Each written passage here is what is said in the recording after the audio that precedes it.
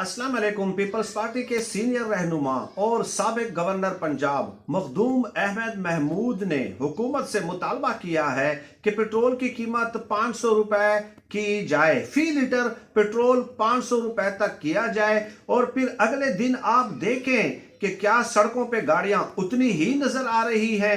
अगर गाड़ियां उतनी ही होती हैं तो अगले दिन फिर पेट्रोल की कीमत 600 रुपए फी लीटर कर दी जाए। और साथ ही कहा कि अगर मेरा बस चले तो बिजली का यूनिट फी यूनिट 1 यूनिट 100 रुपए का कर दूं और गैस की कीमतें 10 गुना ज्यादा बढ़ा दूं।